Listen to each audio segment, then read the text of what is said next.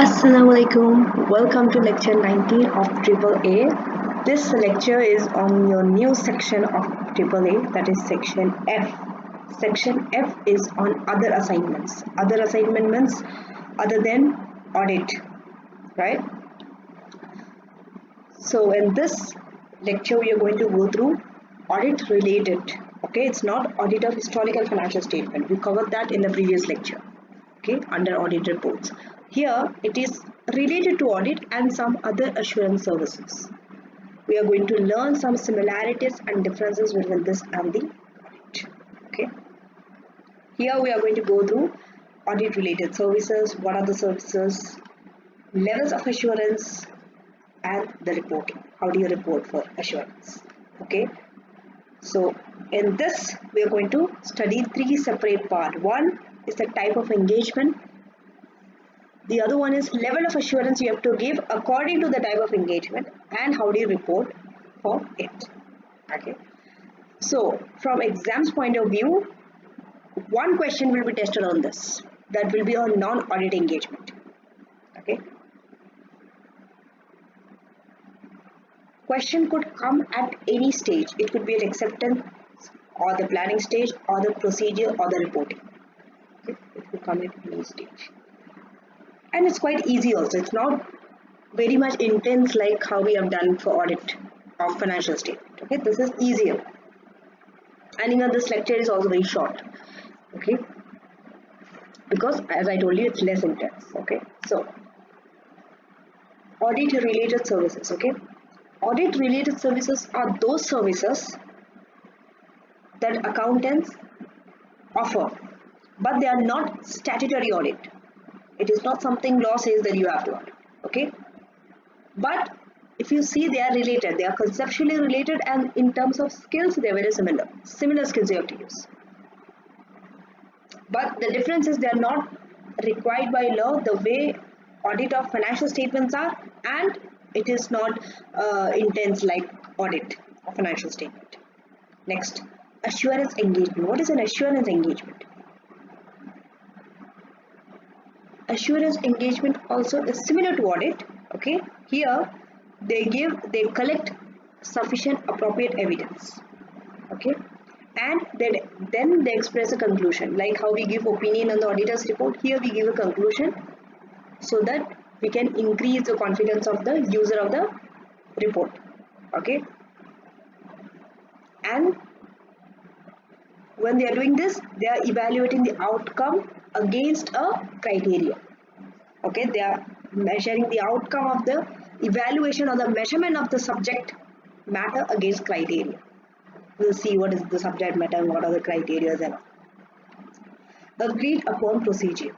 Agreed upon procedure is, okay, accountant have to report on factual findings, but the procedures are decided by whom? Client, not you. They will decide the procedure, they will decide everything, you just have to report on those factual findings. Okay. So in this, the difference is no assurance, that means no conclusion is expressed. You just report on the factual findings, that's it. Okay. So now, assurance engagement, let's start with that. Assurance engagements are this. Okay. These are the examples of assurance engagements. You might get one of them in your exam. Review of interim financial statement. Review and auditing are not the same thing. Please understand this. Okay. Second, due diligence review. This is also an assurance. You are giving an assurance. Then, examination of prospective financial information. Then we have social and environmental information review. See, all these four assurance engagements we have, right? We are going to go in depth in each of this in detail in the following lectures. The following lectures, few lectures will be talking about that only. Separately, we'll take each topic and then we'll explain it. For example, due diligence, there's a separate lecture. Examination of prospective financial information, they are specific assignments. For specific assignments, how do you design, plan, report, and those things. Okay. This is just an overview. This lecture is just an overview of the entire assurance engagement. They are not very detailed. Okay, so think it like that. Coming to agreed upon procedures. These are agreed. where the client decides the procedure, you just have to report. You don't decide. But you can agree with the client, okay? Work, collaborate with the client and work. Like forensic audit, okay? Then verifying an insurance claim and due diligence. This table is a very good table. It's like a summary which will help you to understand the difference between audit and related services. Okay, so for audit, nature of service is audit. Related service, there are two things which comes under related service. One is review, the other one is agreed upon procedure. The difference, but they come under the same heading. That is related services. Now, assurance provided. For audit, it will be reasonable. Remember, not 100% guarantee, but reasonable. For review, it is limited. And for agreed, no assurance. If you know this table, you understood the entire lecture. The entire lecture is built on this table. Okay, this is like a snapshot summary. Report provided positive assurance on assertions. For example, you must have, if you did not go through my previous lecture, okay, that is auditor's report. There we discussed all the types of reports, right? What is the wording of the auditor's report? The wording is that financial statements gives a true and a fair view. Financial statement gives a true and a fair view. That means they are confirming with the assertion. It's a positive assurance. When it comes to review, it's a negative assurance. Negative means the wordings we'll go through this. Okay, negative assurance. We have not yet covered. In this lecture, we'll do it. Negative assurance, the wordings will be like nothing has come to our attention that says there's a material misstatement. Okay, that means nothing bad has happened. For example, if I ask you your name, okay, let's say my name is Sabi, so I'll be like, my name is Sabi. That's a positive assurance. Okay, again, if you ask me my name, someone else asks my name, and then I say my name is not this, XYZ, then it's a negative assurance. Okay, and for agreed upon procedure, there is factual findings of procedure. You just give findings, whatever you have found on the facts. That's it, no assurance. Standards that are governed for audit is ISS, International Standard of Auditing. For review, we have two. One is ISRE. What is this ISRE stands for? International Standard of Review Engagement. Review, R stands for review, E stands for engagement. And agreed upon procedure, ISRS, International Standard of Related Services, RS, Related Services. The names, the number implies different things. Maybe one is for fraud, one could be for insurance claim, one could be for, the numbers are different, okay? Don't worry too much about the number, but just know what it stands for, okay? Now, there are 5 elements that you need to know that is for assurance engagement. Number 1, it's a 3-party relationship. There will be a practitioner, that is the accountant, responsible party, usually the director, and whoever is going to use that report, the user. Second, subject matter. What is the subject matter? It could be financial statements. If you are reviewing financial statements, it's financial statement. It could be anything. That means on which item are you giving assurance? That item is the subject matter. If it's financial statement where you have to give assurance, financial statement is the subject matter. Then suitable criteria. Suitable criteria could be the standard. For example, IFRS. That means that is the benchmark against which you are evaluating a subject. To say financial statement is free of material misstatement, you have to judge it against IFRS, right? Whether it is complying with IFRS or not. All these are similar for audit also, if you have seen, right? Then sufficient appropriate evidence, same like audit. There also you need sufficient appropriate evidence. And 5, conclusion, which comes through a report. They have to give a report. Okay, there we have auditor's report, here we have assurance report. Okay, then engagement process involves, this is the process, okay? Understand the process is enough. You agree, okay? Agreeing the terms of the engagement in an engagement letter. Then decide on what are the methods you are going to use for collecting evidence. Then agreeing on the type of the report. That means you are going to express an opinion in the written report. after engagement is done. Same like audit, very similar, only the words are different. Then professional standard. How we have standards for audit, we have for audit related services also.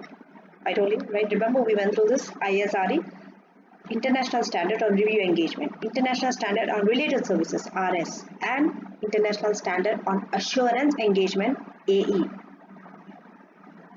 Three important standards.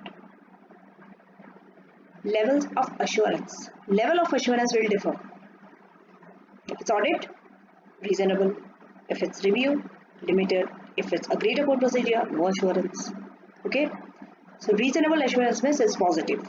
Limited assurance means is negative. And no assurance is for agreed upon procedure. Now we'll go in depth. So reasonable assurance, we have covered this in the previous lecture under auditor's report, right? Reasonable assurance. That means the practitioner, okay, what do? They reduce the engagement risk to a acceptable low level. They try to do everything possible that they could reduce the risk of the engagement to a level which is acceptable. They might tell, for example, in audit, what did we do? We told if we came through our evidence, right, we come to a conclusion that there is a material misstatement in some area. What do? We tell our client to adjust. If the client does not adjust, we communicate to those charged with governance. And then also it's not possible, then we might decide if we are required to do so. Or we might seek the help of legal, right?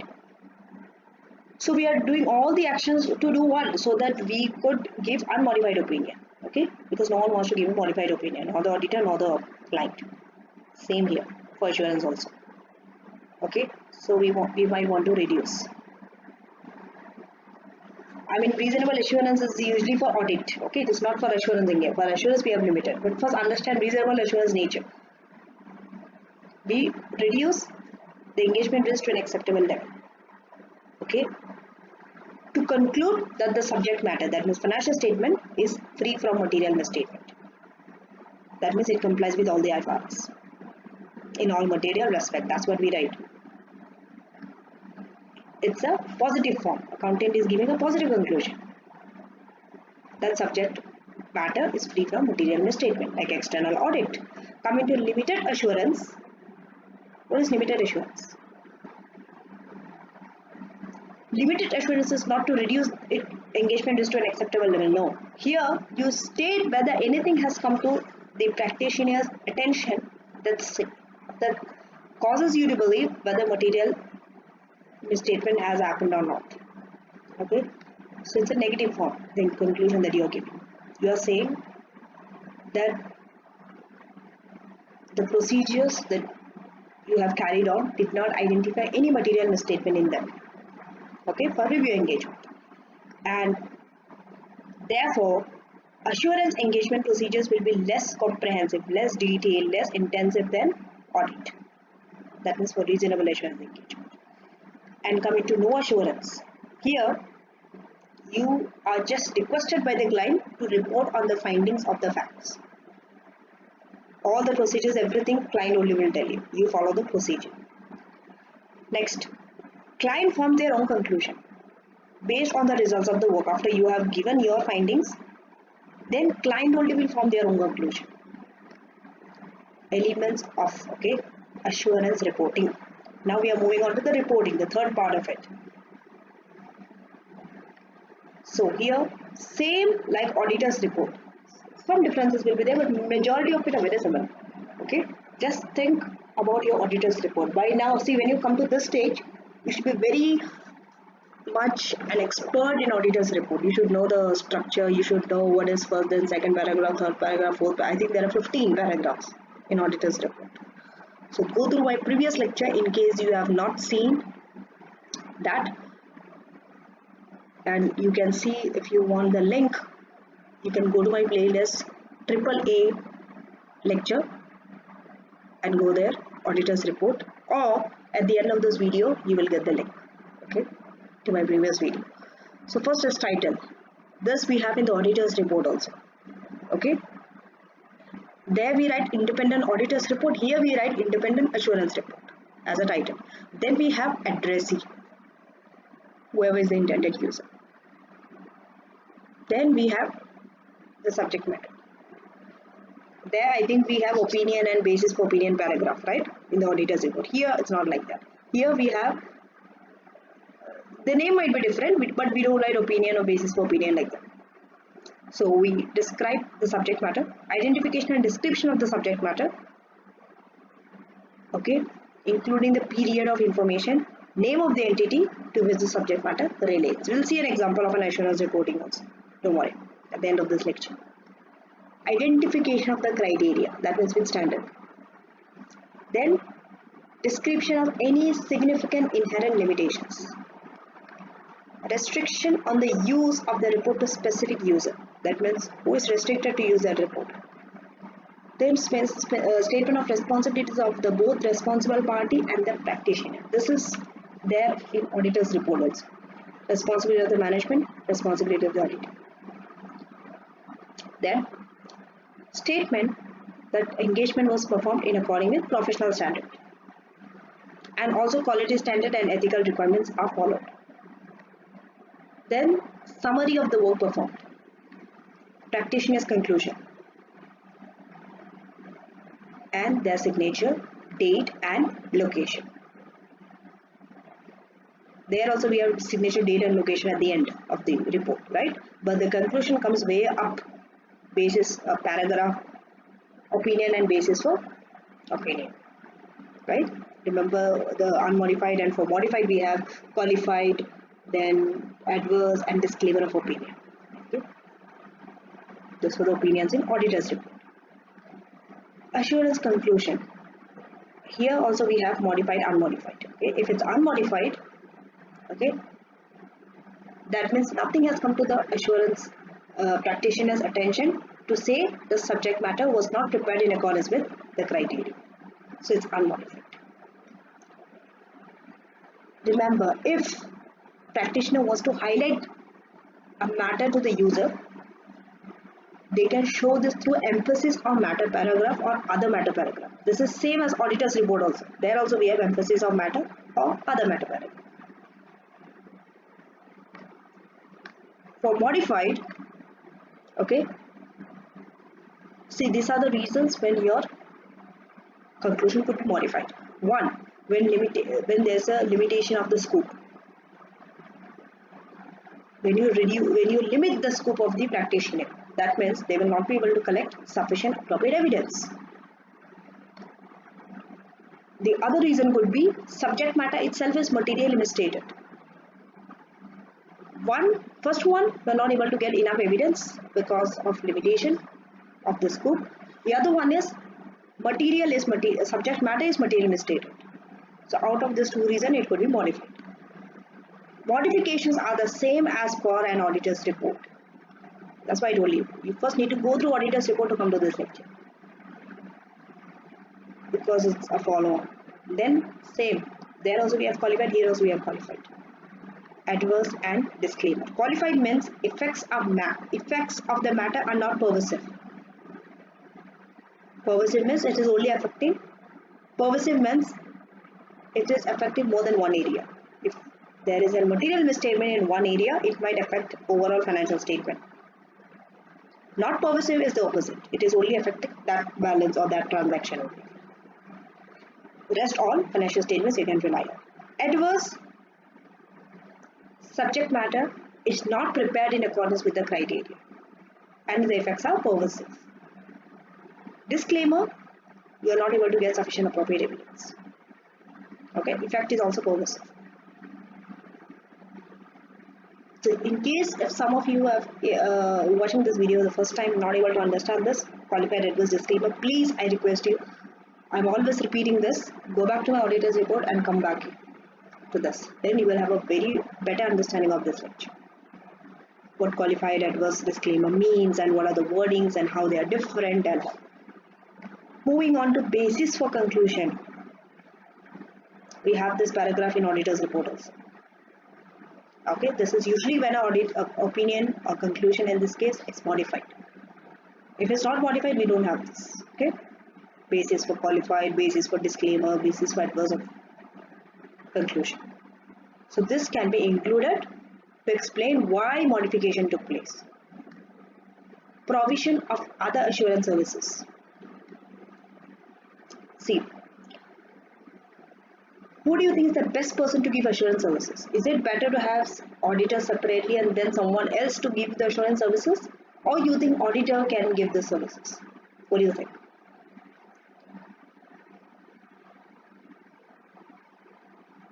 If you ask me this question, I would say auditor is in a very strong position to give other assurance services also apart from audit. Why? Because when auditor is working with a client, they are already familiar with the company. They know the operation, they know the system, they know the control in that organization. So it will not take so much of time, nor it will cost so much for them to give other assurance services also.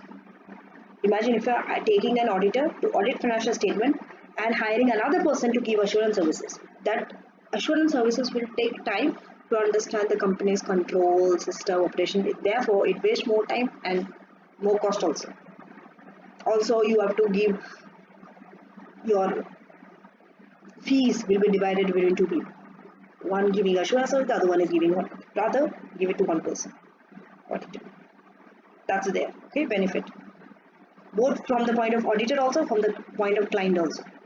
Because auditor will obviously get more fees, and for client, in less time, they can get better quality services from the auditor. But in practice, remember the skills. Okay, there's a drawback also. Why sometimes auditor cannot give? Because the skills that are required to give other assurance, a range of assurance services. It's not one services. Assurance services means there are so many services. As we go along the later lectures, okay, you will know the range of assurance service that we are going to cover. So for them, skills set that is demanded is different. That means only the largest firm can offer a complete range of this service to the client. It's not possible for the small firm.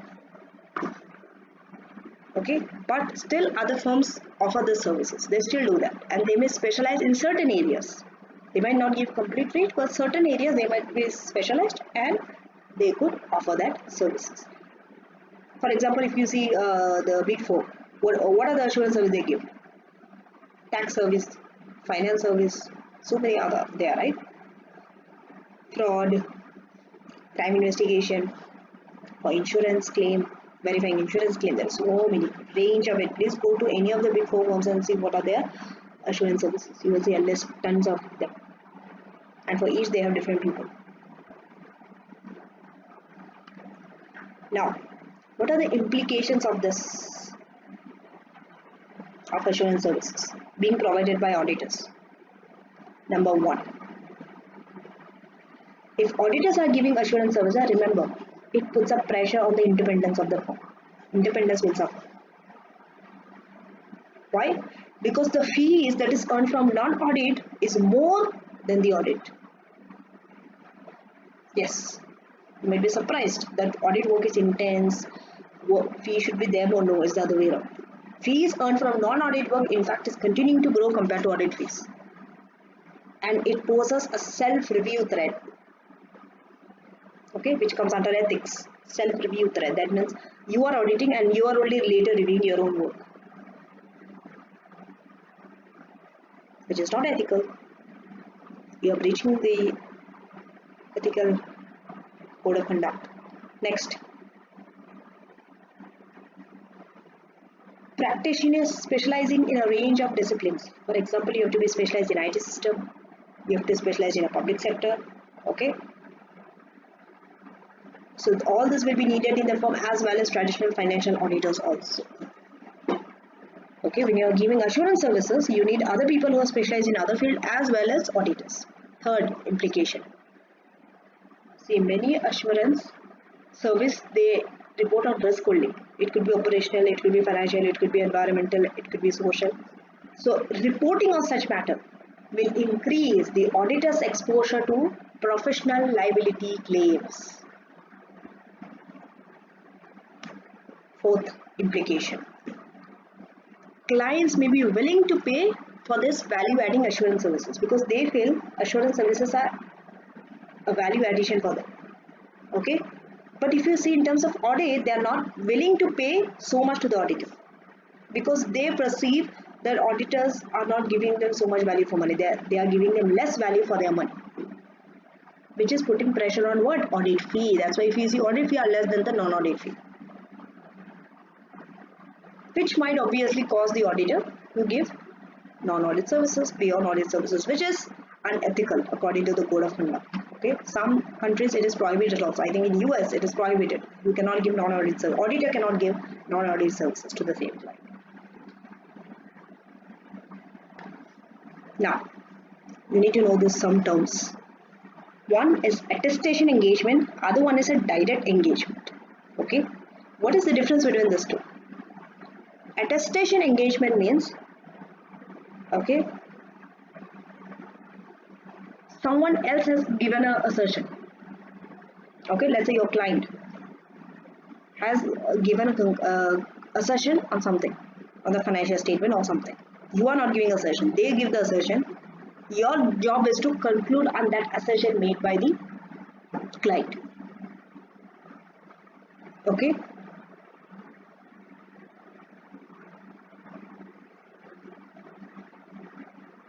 so here either you can give conclusion on the assertion or give conclusion on the subject matter.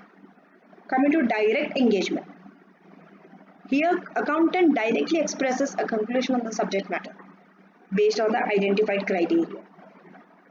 Okay, it does not matter whether the written party, that means a responsible party, that means your client, let's say, has made a written assertion on the subject matter or not. Your client is not making any type of assertion. Okay, you are the one who is going to express a conclusion on the subject matter based on the workings that you have done. Directly you are engaging in that. Attestation, you are not engaging. Someone has already worked it out. They have given an assertion. They are saying that this is free from material misstatement. Your job is to conclude on that assertion. That is attestation. Example, a professional accountant may be engaged to report on a company's internal financial control. This is a direct engagement. Directly you are involving in the company's internal financial control. Right? Now, this table is a very good table again to understand difference between these two. Direct engagement, as I told you, reporting on the effectiveness of the control. It's a direct engagement. Okay? So, directly they conclude. Accountants, they conclude whether control is effective or not in accordance with some criteria. Attestation is management is the one who is going to make a written assertion about the effectiveness of the company's control structure. That means manager is going to say that control system, okay, is what? Is effective. Your job is to conclude whether it is actually effective or not. You are not going to work out whether it's effective or not. You conclude on that assertion. You can either say managers are, you agree with the management or you disagree with them. Next. Here, care must be taken. Why? Because whatever assertion managers are doing, it should be understandable. It should not be subjective. Because something objective you can measure, something subjective is hard to measure. For example, let's say assertion is saying control structure is very effective. This will be unacceptable. Why? Because this very effective is a subjective opinion. You cannot test. I mean, how do you know what is very effective? There is no number. How do you understand what is very effective and what is not effective? That's why. And accountant gives an opinion on the management's assertion. Okay. Now we are done with this lecture. So what we are going to go through is we are going to go through an example of assurance engagement report before we conclude the entire lecture. Illustration 1 is an example of unmodified conclusion. Okay, this is an example of a review report. And illustration 2 is on a qualified opinion. That means a modified conclusion.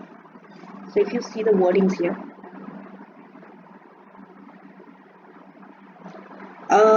this is usually this is not a part of a report. They are just giving you talking about review. Okay. A company which does not require a statutory audit may decide to have a review at least. Why? Because even if they have at least a review, it gives a credibility to their financial statements. Rather than doing nothing, it's like something is better than nothing, right? So, but remember, objective of review is to give limited assurance, okay, not reasonable assurance. So when are the procedures that they are doing also will be limited, like not extensive detail. Remember, the audit procedures we have for audit report is very vast. Here, mostly they will inquire, performing inquiry and analytical procedure about whether financial statements are free from material misstatement or not. Okay. So now we are going to go. You see, there's a title. Title is Independent Practitioners Review Report to the person. Now report on the financial statement. Then we have management's responsibility, practitioner's responsibility. First we'll go to the subheading and conclusion. And then you see at the end, signature, date and address. Okay. So first we'll go to report. Okay. Just see the wording is very similar to auditor's report. There we said we have audited. Here they are saying we have reviewed. So audit becomes review. The wording is changed. Rest everything remains same. Okay. Financial statement of the company. Then which has financial position, income statement, changes in equity, cash flow, significant accounting policies. All the entire paragraph is same. Coming to management's responsibility. Here also, what is it? Preparation of financial statement is the same as auditors also, according to IFRS. And even for internal control. In auditors also we have the same thing. Managers are responsible for internal control. Coming to the practitioner, so these are the two. One is internal control, one is preparation. Practitioner's responsibility is to express a conclusion. That is there to express an opinion. Here it's a conclusion. Okay, on the financial statement. So there it is ISS they have followed. Here it will be ISRE, International Standard on Review Engagement. Okay. Now, rest all the wordings are same, that nothing has come to a conclusion to say all those things, and ethical requirements, that they have complied with ethical requirements. Now, so here the procedures they will be doing is inquiries of management and analytical procedure. Okay.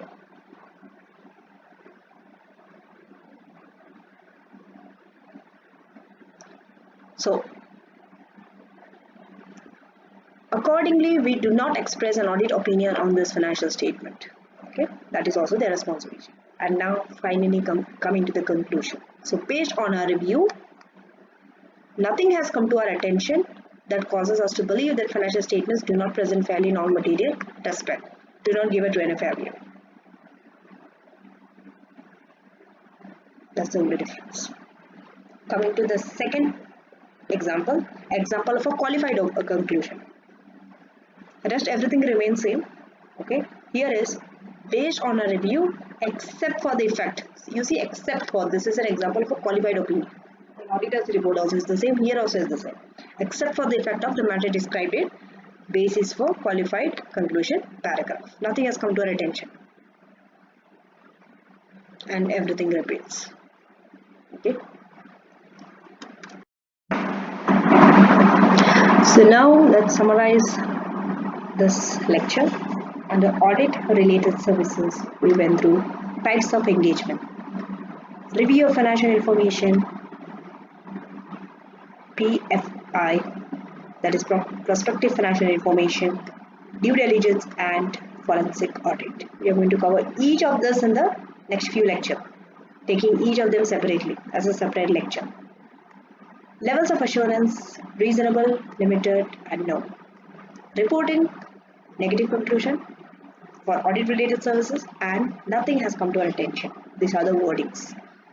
Thank you for watching, and I will see you in the next lecture. Next few lectures, at least, I think around 4 to 5 or 5 to 6 lectures will be just on specific assignments. Okay. We are going to cover forensic audit, we are going to cover environmental reporting, then prospective financial information, review of interim financial information, all those things that we have just covered here in detail. And don't forget to subscribe to my channel if you haven't subscribed, so that you get the notification of my latest video. And inshallah, I'll be covering the entire AAA syllabus by 3rd of June before your exam. Take care and see you.